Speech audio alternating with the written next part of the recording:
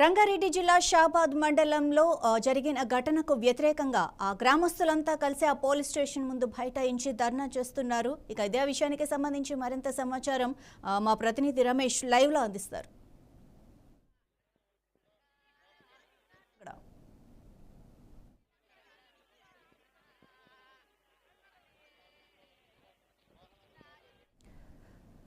రమేష్, గ్రామస్తులు బైఠాయించి ధర్నా చేస్తున్నారు కదా, సో అక్కడ ఏం జరుగుతుంది? పోలీసులు ఎలాంటి చర్యలు తీసుకుంటున్నారు? ఏం ఆన్సర్ ఇస్తున్నారు వాళ్ళకి?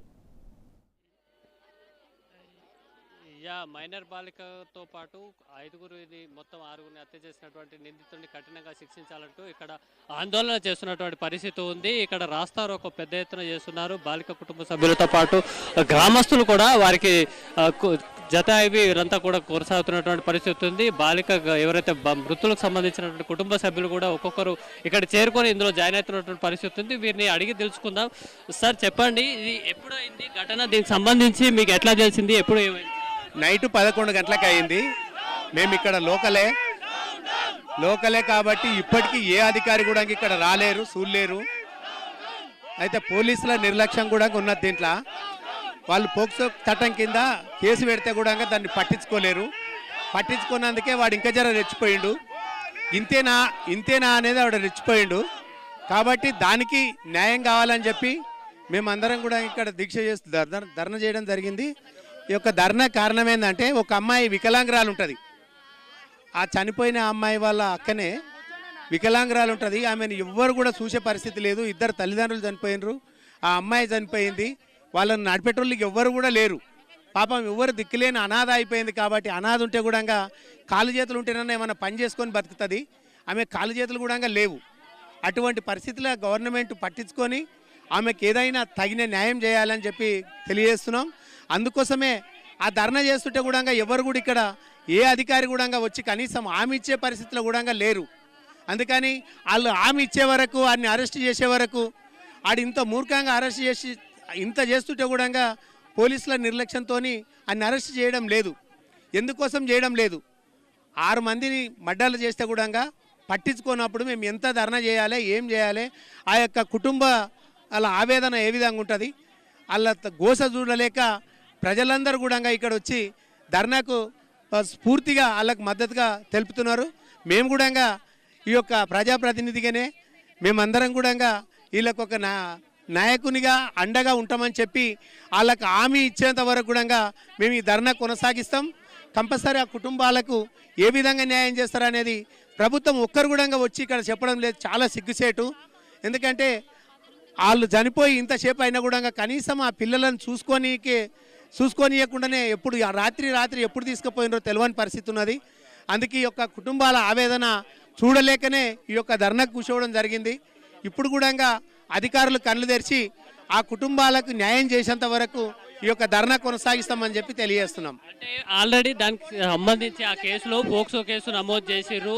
అతన్ని రిమాండ్ కూడా తరలిచ్చిర్రు, బెయిల్కి వచ్చిండు. కానీ ఇంతలోనే ఇంత ఘాతుకం జరుగుతుంది అనేది మేము భావించలేదు అనేది కూడా ఒక వర్షన్ ఉంది. దీని మీద మీరేమంటారు? రిమాండ్కి తరలియలేరు, చాలా లేట్గా తరలిచ్చారు. అసలు తరలియలేరు, రిమాండ్కి తరలియలేరు. కాబట్టి ఆడు బాగా రెచ్చిపోయి మమ్మల్ని ఏం చేసినా కూడా ఏమనరు అనేది, వానికి మనల్ని ఏం చేసినా కూడా ఎవరు పట్టించుకోరు అనే ఉద్దేశంతోనే ఇట్లా చేసిండు.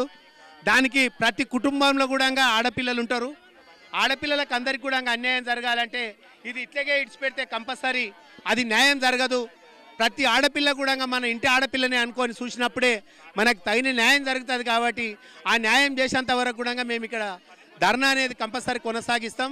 మాకు పెద్దలు వచ్చి హామీ ఇచ్చిన దాకా కూడా ఈ ధర్నా కొనసాగిస్తామని చెప్పి తెలియజేస్తున్నాం. అంటే మీరు ఏదైతే బాధిత కుటుంబానికి మీరు మద్దతుగా వచ్చి ఇక్కడ ఇది చేస్తున్నారు, రాస్తారు. ఒక దాదాపు 2 గంటల నుంచి కూడా ఇక్కడే కూర్చున్నారు. మీ దగ్గరికి ఎవరైనా వచ్చారు? అసలు పోలీసులు కూడా పొద్దున సిపి వచ్చిండ్రు, డీసీపీ వచ్చారు, ఈ ఘటన అంతా కూడా చూసారు. అసలు మీకు ఎట్లా తెలిసింది? ఏం కోరుకుంటారు మీరంతా?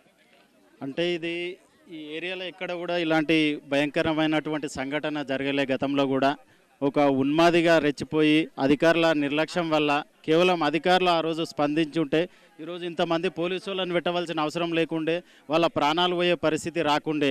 అధికారులు నిర్లక్ష్యం వహించడం వల్లనే కేవలం వాళ్ళ మరి ఎందుకు అలా రెస్పాండ్ కాలేకపోయారు. మరి ఆ టైంలో ఈ చట్టంలో ఉన్న లోపాల అధికారుల నిర్లక్ష్యమా మరి 6 ప్రాణాలు నిండు ప్రాణాలు గాల్లో కలిసిపోయినటువంటి పరిస్థితి ఈరోజు ఏర్పడ్డది. బాధిత కుటుంబానికి న్యాయం చేయాలి, ఆ కుటుంబాలకు. అదేవిధంగా అంతకుని ఎన్కౌంటర్ చేయాలి. లేదంటే రేపటి నాడు కూడా చట్టంలో ఉన్నటువంటి లోపాల వల్ల బయటకు వచ్చి మళ్ళీ వేరే వాళ్ళను కూడా చంపే ప్రమాదం ఉంది. కాబట్టి అతన్ని ఎన్కౌంటర్ చేయాలని మేము డిమాండ్ చేస్తున్నాం. ఇది ఈ రకంగా చెప్తున్నటువంటి పరిస్థితి ఉంది. కుటుంబ సభ్యులకు సంబంధించి వారు మద్దతుగా గ్రామస్తులు కూడా చేస్తున్నటువంటి పరిస్థితి ఉంది. ఏదైతే వారంతా కూడా ఏదైతే బాధిత 3 కుటుంబ సభ్యులు చనిపోయిన పరిస్థితులలో ఆ బాలికకు ఒక వికలాంగురాలైన బాలిక ఒకటే ఒక మహిళ అమ్మాయి మిగిలిపోయి ఉంది. వారికి సంబంధించి ఎవరు చేసేవాళ్ళు లేరు కాబట్టి తాము మద్దతుగా ఉన్నాము. ముందే పోలీసులు అరెస్ట్ చేస్తే శిక్ష చేయాల్సినటువంటి అవసరం రాకుండా. పెద్దమ్మ, మీరు ఏమవుతారు? అమ్మాయికి ఏమవుతారు? మీరు చుట్టాలా? ఎక్కడి నుంచి వచ్చారు? ఏంది అసలు ఏం జరిగిందంట? మా అక్క మీ అక్క మేము ముగ్గురం అక్క చెల్లెళ్ళు. ఎప్పుడైందంటమ్మా? ఏమైంది అసలు? ఇది కేసు ఏమన్నా మీకు ఏమైనా తెలుసా? తెలియదండి, ఇప్పుడే వచ్చినాం. మేము కూడా సిటీలో ఉంటాం. ఇప్పుడే వచ్చిన ఇప్పుడే వచ్చారు. సిటీలో లంగ రోజు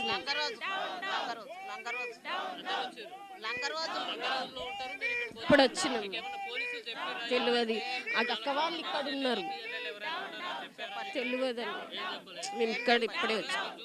చూడలేము మేము, అసలు ఎవరిని చూడలేము. వీడికి 8 గంటల కాలు వచ్చిన నేను ఎస్కపోయారు. ఫోన్ చేసి దుక్కమ్మ మా కోడలు మన్మరాలు ముగ్గురు పెట్టిండ్రంట కానీ ఆ బాడకాలు పట్టించుకోలేదాడు. పోలీసు వాళ్ళు ఏం ఎంక్వైరీ చేయలేరు. ఎంక్వైరీ చేస్తుంటే ఈ ప్రాణాలు ఒక్కపోవు. పోలీసు కంప్లైంట్ ఇచ్చినా మమ్మల్ని ఏం చేసినా మధ్యరాత్రి పోయి వాళ్ళని కోసి పడేసారు. బాడీలు ఎక్కడ పడితే అక్కడ పడేసారు. ఆ కొడుకులు మాకు దొరకాలి, మాకు పట్టియాలి పోలీసు వాళ్ళు. మేము కంప్లైంట్ ఇచ్చినా కూడా రెస్పాండ్ చేయలేరు. కాలేజీకైనా పోయి భయపట్టించిన పిల్లని. ఇక పిల్లని వీళ్ళ నాయనమ్మ ఇలా అమ్మ అడ్డుపడుతుందని నాయనమ్మని అలా అమ్మని కోసి పడేసిండాడు. అందరికి బిడ్డలు ఉన్నారు, అందరికి కొడుకులు ఉన్నారు. ఎవరికి న్యాయం కాకుండా వాని మాత్రం ఎన్కౌంటర్ చేసి చంపాలి. వాని మాత్రం వదిలేదు. ఇంకో ప్రాణానికి ప్రమాదం ఉన్నది. ఇది ఏదైతే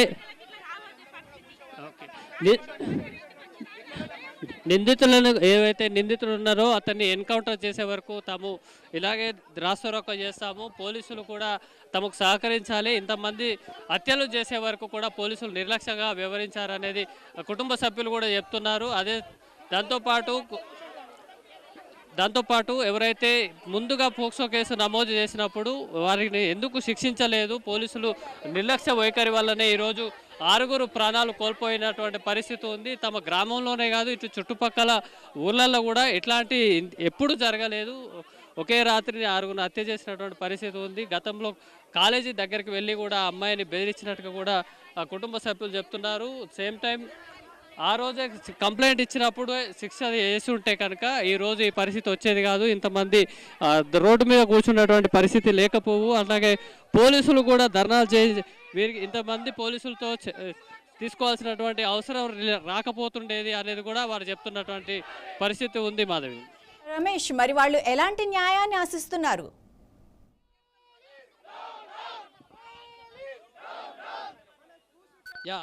వాళ్ళు ఎలాంటి న్యాయాన్ని ఆశిస్తున్నారు? పోక్సో కేసు సంబంధించి పోలీసులకు సంబంధించి పోలీసుల నిర్లక్ష్యం వల్లనే ఈ 6 హత్యలు అయితే జరిగినటువంటి పరిస్థితి ఉంది. పోలీసులు ఖచ్చితంగా వారిని పట్టివ్వాలి, లేదంటే అతన్ని ఎన్కౌంటర్ చేయాలి అనేది ఆ కుటుంబ సభ్యులైతే డిమాండ్ చేస్తున్నటువంటి పరిస్థితి ఉంది.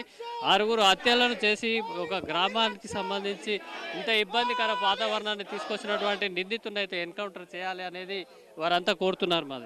మరి ఆ బాలిక ఎవరైతే అంటే బాధితురాలి అక్క ఎవరైతే ఉన్నారో తనకి ఎలాంటి న్యాయాన్ని ఆశిస్తున్నారు?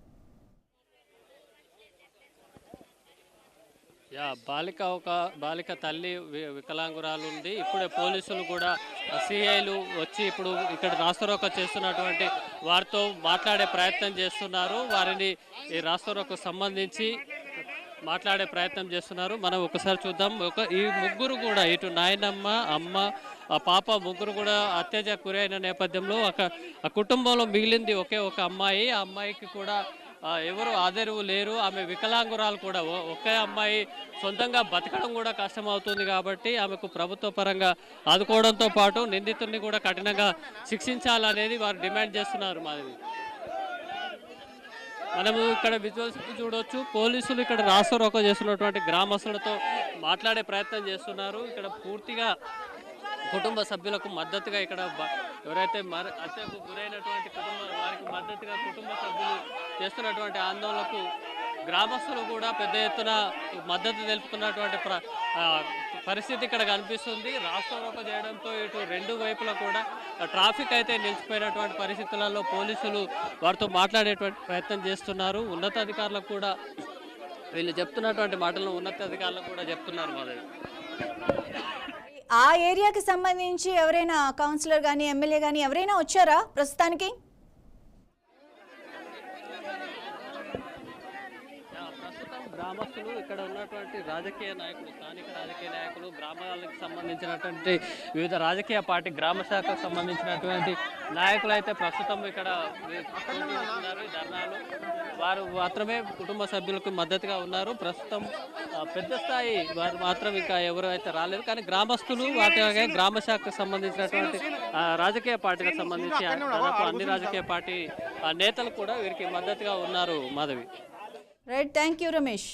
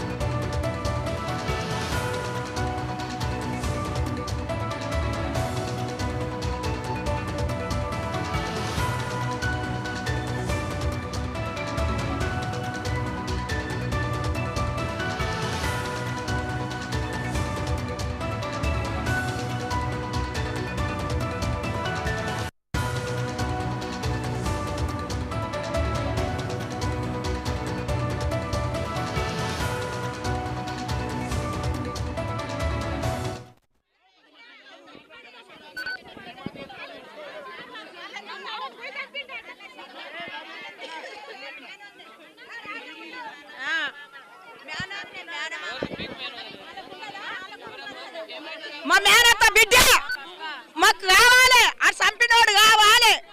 మాకు నిర్ణయించొద్దు. మా సాగల్ కులాన్ని చిన్నగా చూస్తున్నారు. మా మేసనాడు సర్పంచ్ అయ్యిండు. సర్పంచ్ చేతులు ఏంది ఎట్లా పోయిండు? మున్సిపాలిటీ దాంట్లో వేస్తాడు. మేము నలుగురము నిర్ణయించి చూసుకొని ఏడ్చుకుంటుంటిమి. మా మేనత్త బిడ్డ మేము మొన్న పోయి వచ్చినాం పెళ్లికి. ఎందుకు ఇట్లా అనకం? ఎందుకు ఇట్లా చేస్తాం? ఎందుకు? న్యాయమేనా ఇది? నీకు న్యాయమేనా చెప్పు. నువ్వు నలుగురు జాలలో టీవీ న్యాయం తీస్తావు కదా, నీకు చెప్పు. మేము పోతాం ఒక్కరం, మేము సాగలం కానీ ఇంటికి పోతాం.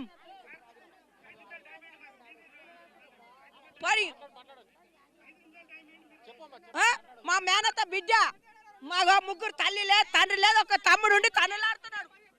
ఒక్క తమ్ముడు ఉన్నాడు, అలా ఒక తమ్ముడు సుధరాయిస్తలేదు. వీళ్ళు ముగ్గురు ఇద్దరు పెళ్లి చేసిన రెండే దినాల ఈడికొచ్చి నా కొడుకు పెళ్లి చేసిన రెండే దినాల ఈడికొచ్చి రెండే దినాల నా కోడలు నా అడవిలో బిడ్డ సొంతం. రెండే దినాల ఈడికొచ్చి పిల్లలు తల్లి అందరు రెండే దినాల సొంతం. నా కొడుకు పెళ్లి చేసిన, నా కొడుకు ఆయన పెద్ద ఆయన. నాకు ముగ్గురు కొడుకులు అయితే నా కోడలు నా కొడుకు అంటే ఎట్లనో చచ్చిపోయాడు, మంది వేసిరేమో అనుకున్నాం. కానీ నా కోడలు ఇట్లా చేస్తారు. నా మరదలు ఒక్క దుంటే కరోనాలో చచ్చిపోయింది. నేను నా కొడుకు పెళ్లి చేసిన, నా పెద్ద కొడుకు ఆయన. నేను రెండే రోజులు ఈడికొచ్చి వాళ్ళు రెండే రోజులు నిద్ర చేసి నేను డిన్నర్కు బొన్నర్కు నిన్నటికి 6 రోజులు లగ్గమై మొన్నటికి నిన్నటి 9 ఎవరు చూడని నా కొడుకు 3 గంటలకు లేచిపోతే అప్పటికే శవం అడ్డం వస్తున్నదంట. ఇంకెడికెళ్ళి చూస్తాడు? 3 గంటలకు నా కొడుకు పోతే శవమే అడ్డం వస్తున్నాడంట. ముంచిపోయిన దాంట్లో వేసుకపోతాడు. అంబులెన్స్ రాకుండా కోస్తే మేము చూడకుంటిమా? ఎవరు చూపలేదు. ఇంటి పక్కల వాళ్ళు అడ్డం పంతే పోలీసు వాళ్ళు అనగబట్టిరట. ఆడు మేము వేస్తేనే పోలీసు అయ్యిండు, మేము వేస్తేనే లాయర్ అయ్యిండు, మేము వేస్తేనే సర్పంచ్ అయ్యిండు, మేము లేదు అయ్యిండా? ఎట్లా అనగబడతాడు పోలీసు వాడు? ఆన్ పెన్లం ఉన్నది, ఆన్ పిల్లలు ఉన్నారు. రేపు పిల్లలను స్కూల్కి ఎట్లా తోలియాలి, కాలేజ్కి ఎట్లా తోలియాలి? మాకు మనమరాళ్ళు ఉన్నారు, నాకు కొడుకులు ఉన్నారు. రేపు పనికి ఎట్లా తోలియాలి? మేము ఒక్కరం బట్టలు విండ పోతాం సాగలలో. మేము ఒక్కరొక్కరం పోతే మాకేమైంది? రేపు మమ్మల్ని కూడా చంపుతుండొచ్చు ఆడొచ్చి. వాడు రావాలి ఇడికి, వచ్చిన దాకా నిర్ణయించాం మేము.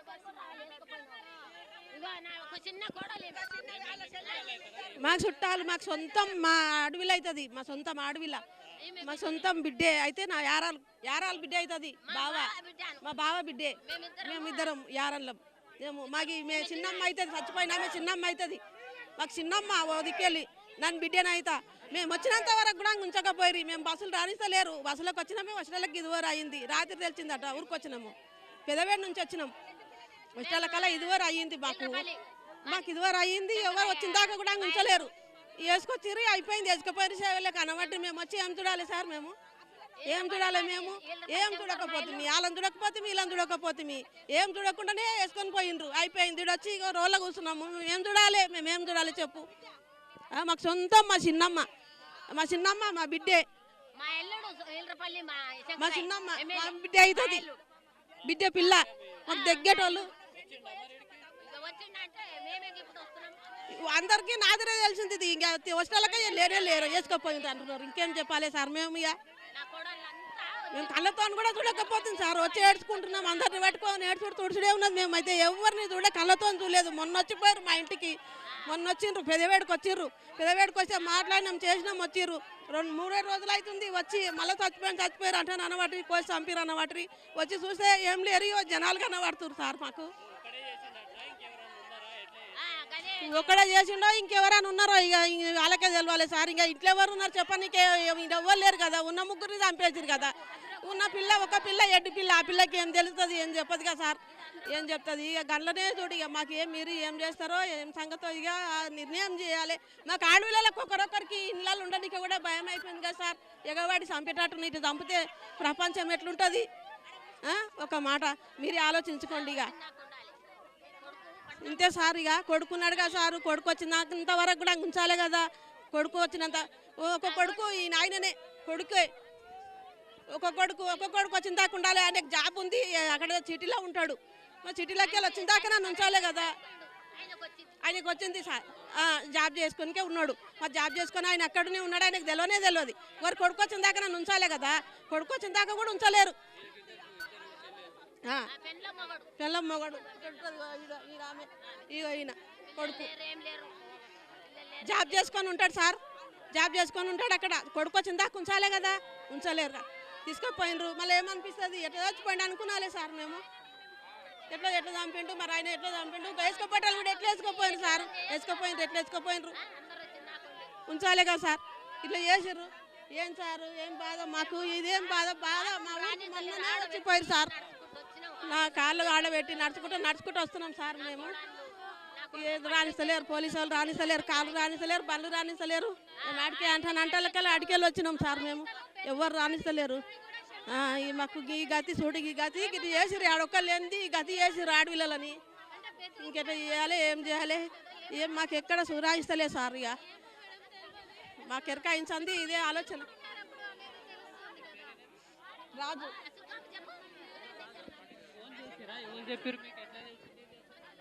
మా వాళ్ళు ఫోన్ చేస్తే వచ్చాను. మా వాళ్ళు ఫోన్ చేశారు. పోలీసు వాళ్ళతో ఫోన్ అయ్యలేదు. నేను వచ్చే లోపల తీసుకెళ్ళిపోయారు. లేదు 3కి వచ్చింది. 3 సిటీలో ఉంటారు. మాకేం ఇన్ఫర్మేషన్ ఇవ్వలేదు పోలీసు వాళ్ళు. ఏమీ లేదు. మా వాళ్ళు ఇంటి పక్కన ఉన్న మా వాళ్ళు ఫోన్ చేసి చెప్తేనే తెలిసింది మాకు.